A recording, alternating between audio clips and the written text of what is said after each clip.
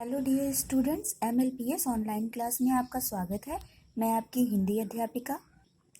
बच्चों, अब तक की हिंदी व्याकरण की ऑनलाइन क्लास में आपने शब्द रचना, उपसर्ग के बारे में अध्ययन किया और अब इसी क्रम को आगे ले चलते हुए आज हम प्रत्यय के बारे में अध्ययन करेंगे।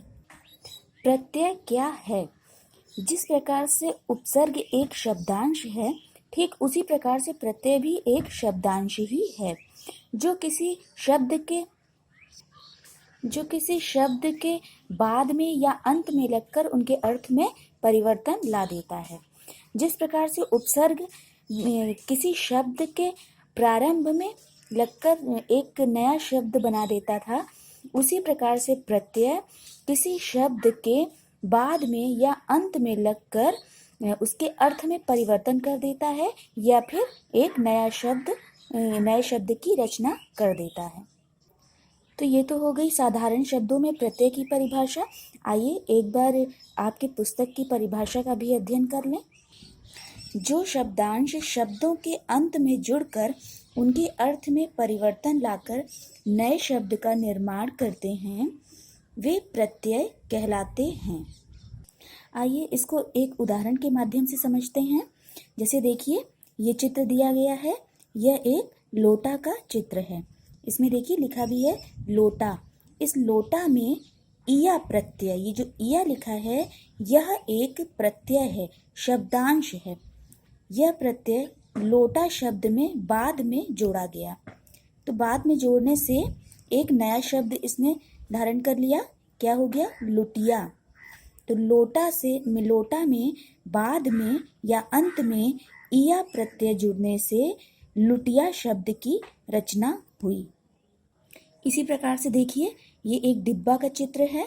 तो इसमें डिब्बा के बाद इया प्रत्यय जुड़ने पर डिबिया शब्द की रचना हो गई।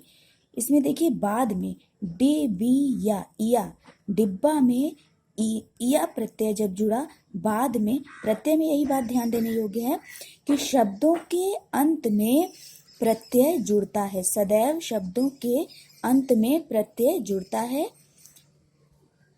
इस प्रकार से देखिए, ये क्या है? मीठा। मीठा में आई प्रत्यय जुड़ने पर, ये देखिए आई प्रत्यय जुड़ने पर ये कौन सा शब्द बन गया? मिठाई। मीठा प्लस आई, मीठा में आई प्रत्यय जब हमने जोड़ा तो यह मिठाई शब्द बन गया। इसी प्रकार से देखिए, यह जलज है, जलज पुष्प है। जलज में जल में ज प्रत्यय जुड़ने पर जलज शब्द बन गया। इस प्रकार से हम कह सकते हैं कि प्रत्यय वे शब्दांश हैं जो मूल शब्दों के अंत में या बाद में लगकर एक नए शब्द की रचना करते हैं। प्रत्यय की जो महत्वपूर्ण विशेषताएं हैं, एक बार उनको भी जान लेते हैं। हिंदी में ज़्यादातर प्रत्यय संस्कृत से ही आए हैं। इसके अतिरिक्त कुछ प्रत्यय हिंदी के अपने भी हैं तथा कुछ अरबी, फारसी, विदेशज भाषा से भी आए हैं।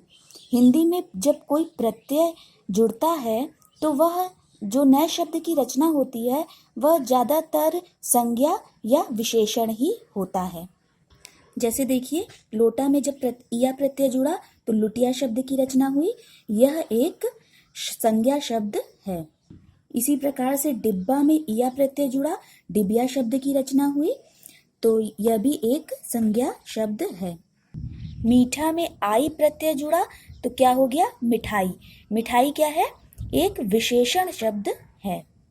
इसी प्रकार से जल में ज प्रत्यय जुड़ा तो जलज शब्द की रचना हुई। जलज एक संज्ञा शब्द है। इस प्रकार से हम कह सकते हैं कि किसी शब्द में जब प्रत्यय जुड़ता है तो संज्ञा या विशेषण शब्दों की रचना होती है। बच्चों, एक बात हमेशा ध्यान रखिएगा कि प्रत्यय और उपसर्ग दोनों ही शब्दांश होते हैं और दोनों ही शब्द में जुड़कर एक नए शब्द की रचना करते हैं।